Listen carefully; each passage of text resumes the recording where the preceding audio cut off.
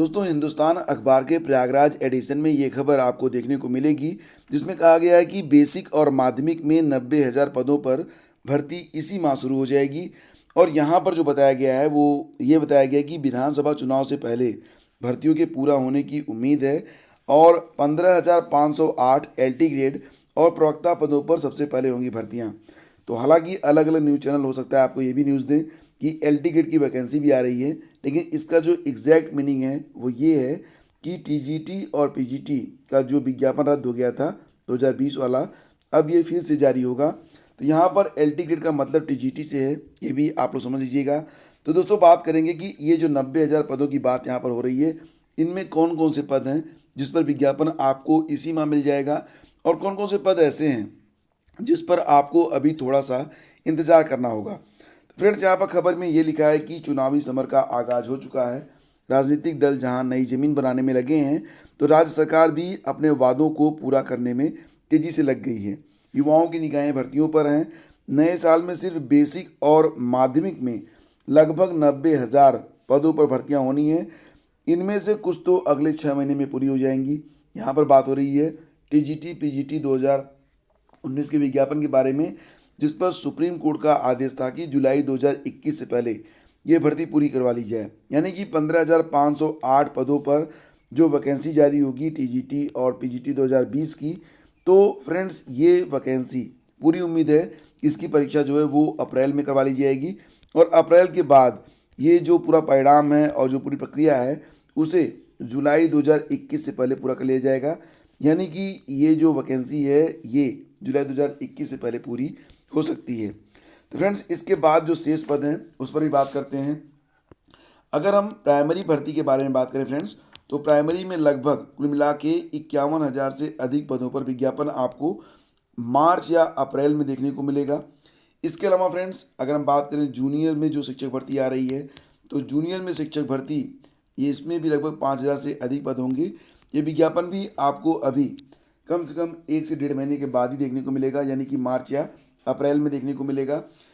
और assistant professor, हालांकि assistant professor की जो लगभग 2016 भर्तियां आने वाली हैं, इसका विज्ञापन आपको इसी महीने देखने को मिल सकता है, इस जनवरी के अंत तक। और फ्रेंड्स, यहाँ पर एक बात और भी कि एलटी ग्रेड के अंतर्गत, यानी कि जो राजकीय विद्यालय हैं, तो एलटी ग्रेड के अंतर्गत 10,000 से अधिक भर्तियाँ आपको ये अप्रैल के आसपास देखने को मिलेंगी, मार्च या अप्रैल में।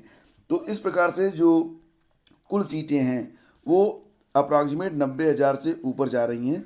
लेकिन आपको जो विज्ञापन होगा इस महीने में वो टीजीटी पीजीटी का विज्ञापन 2020 का विज्ञापन देखने को मिलेगा, और कुछ और भर्तियों के नोटिफिकेशंस आपको देखने को मिल सकते हैं। फिलहाल ये जो पूरा 1, 2, 3, 4 महीना होगा, जनवरी फरवरी मार्च और अप्रैल का, इस दौरान आपको बहुत सारे शिक्षक भर्तियों के नोटिफिकेशन मिलेंगे। आपको अपनी तैयारी बहुत ही बेहतर तरीके से करना है। बस इतना याद रखना कि अगर आप टीजीटी पीजीटी 2020 की तैयारी कर रहे हो तो वहाँ पर तो नहीं, लेकिन बाकी सभी परीक्षाओं में, चाहे वो जूनियर भर्ती का सुपर टेट हो, चाहे वो प्राइमरी भर्ती का, तो ये जो सुपर टेट होगा इन दोनों के लिए करंट अफेयर्स बहुत इंपॉर्टेंट है। इसलिए मैं पर डे का जो करंट अफेयर्स है बहुत ही सरल भाषा में अपलोड कर रहा हूँ, खासतौर से इन्हीं शिक्षक भर्तियों के लिए और एसएससी की जो भर्तियाँ होने जा रही हैं अगले महीने उसके लिए। तो करंट अफेयर्स बहुत इंपॉर्टेंट है, इसको बिल्कुल भी जो लोग छोड़ेंगे तो उनके चयन की संभावना बहुत ही कम हो जाएगी। तो करंट अफेयर्स को रेगुलर बेस पर तैयार करें, क्योंकि यही जो करंट आजकल चल रहा है यही परीक्षा में निश्चित रूप से पूछा जाएगा।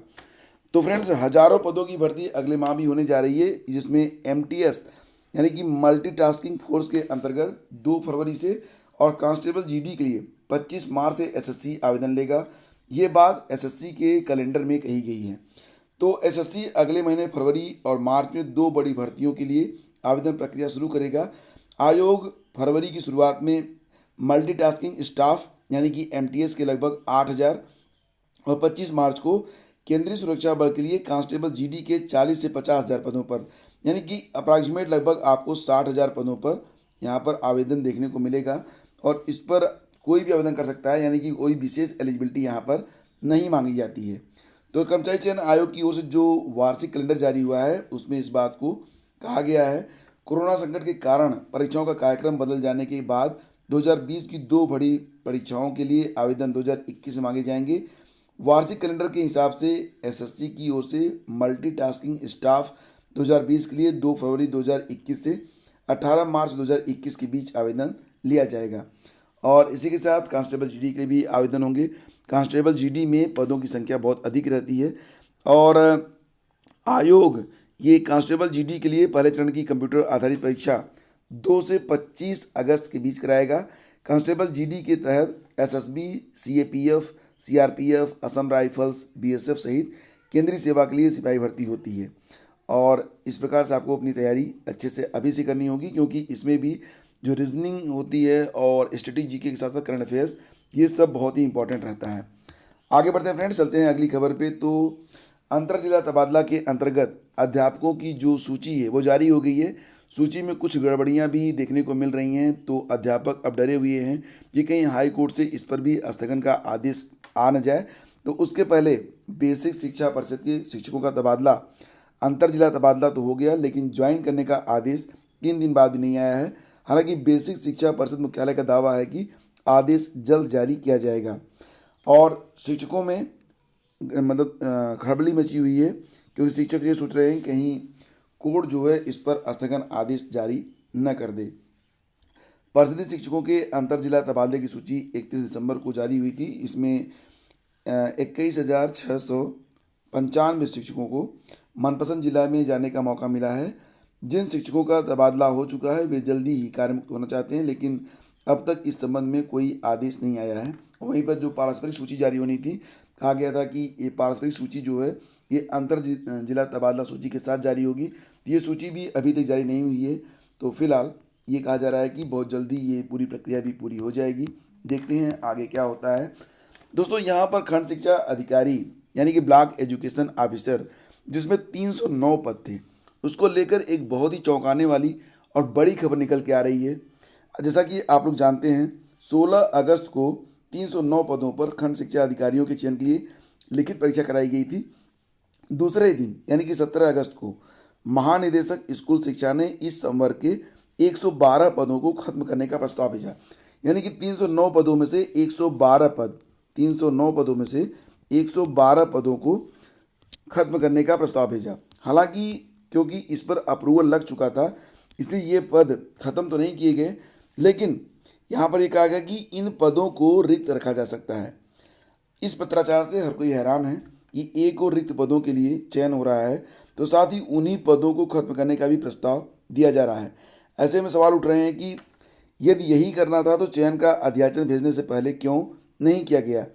चयनित होकर जब अभ्यर्थी आएंगे तो उन्हें कहाँ रखा जाएगा? सवाल यह भी कि कैबिनेट से स्वीकृत पदों को रिक्त कैसे रखा जा सकता है। और बेसिक शिक्षा विभाग इन दिनों खंड शिक्षा अधिकारियों का चयन करा रहा है। पद की नियमावली न होने और विज्ञापन में संवर्ग को समूह ग लिखने पर पहले से नाराजगी है। हालांकि खंड शिक्षा अधिकारी का जो पद होता है ये राजपत्रित होता है, लेकिन इसे फिर भी समूह ग में रखा गया है। अब 112 पदों का रिक्त रखने का आदेश आया है, तो इससे जो खंड शिक्षा अधिकारी के अभ्यर्थी हैं वो आहत हैं। उनका कहना है कि खंड शिक्षा अधिकारियों के कुल 1031 पदों को फरवरी 2009 की कैबिनेट ने स्वीकृति दी थी। उसी आधार पर 14 जुलाई 2011 को संवर्ग के पुनर्गठन का शासनादेश जारी हुआ। उस समय 71 जिलों में वीएससी कार्यालय पर एक एक पद, 820 विकास खंडों में एक एक, 12 महानगरों में 4-4, अन्य 58 नगरों में एक एक तथा 17 मंडल मुख्यालयों में उर्दू और संस्कृत उप शिक्षा निदेशक कार्यालय में एक एक पद तय हुआ था। 9 साल बाद ये विज्ञापन जारी हुआ है। 309 पदों पर भर्ती होनी थी। अब यहाँ पर ये कहा गया शुरू में कि 112 पदों को खत्म कर दिया जाए, लेकिन अब यहाँ पर बात ये हो रही है कि इन पदों को रिक्त रखा जाएगा। यानी कि चयनित होने के बावजूद भी जो अभ्यर्थी रहेंगे उनको वेटिंग में रहना पड़ेगा, पता नहीं उनकी कब भर्ती होगी। हालांकि बेसिक शिक्षा विभाग का कमाल है, शासन ने पद समाप्त करने से किया इनकार, रिक्त रखने का विकल्प दिया है। और यहाँ पर खंड शिक्षा अधिकारी संघ के प्रदेश अध्यक्ष प्रमेंद्र कुमार शुक्ल कहते हैं कि 112 पदों को खत्म न करने का निर्णय स्वागत योग्य है, लेकिन शासन इन पदों को रिक्त नहीं रख सकता है, तो शासन इस पर फिर से विचार करे। तो ये खबर वाकई, देखते हैं आगे क्या होता है, लेकिन अभी तक तो खबर यही निकल के आ रही है कि 309 पदों पर चयन किया जाएगा, लेकिन 112 लोगों को वेटिंग में रहना पड़ेगा। और दोस्तों यहाँ पर बात करेंगे यूपी बोर्ड परीक्षा 2021 के बारे में। तो केंद्र निर्धारण के लिए जिला विद्यालय निरीक्षकों की ओर से वो होता है ना जियो लोकेशन टैग जो भेजा गया है, तो उसमें सही सही स्थिति दर्शाई नहीं गई है। कुछ विद्यालयों की जो एग्जैक्ट लोकेशन है वो बहुत ही गलत दिखा रहा है, मतलब कितनी दूरी होनी चाहिए ये पता नहीं चल पा रहा है। तो सचिव का कहना है कि 2020 की अपेक्षा 2021 की रिपोर्ट बदल गई है, जो असमान प्रतीत होती है। सचिव ने इसका परीक्षण करने का आदेश दिया है और वेबसाइट upmsp.edu.in पर अपलोड जानकारी को ठीक करने के लिए 6 जनवरी तक का समय दिया है। और दिव्यांग अभ्यर्थियों ने किया भिक्षाटन, तो बात यहाँ पर हो रही है 69,000 शिक्षक भर्ती की। तो यहाँ पर जो अभ्यर्थी हैं वो ये कह रहे हैं कि जो विकलांग या दिव्यांग अभ्यर्थी हैं वो जो मतलब अच्छे अंक पाकर पाकर जो उत्तीर्ण हुए हैं तो उनको दिव्यांग कैटेगरी में ना रखा जाए, और बाकी जो लोग अभी लो मेरिट में हैं उनमें से दिव्यांगों को चयन किया जाए। और 4% की बात जो कही गई है, तो 4% का आरक्षण उन्हें मिलना चाहिए।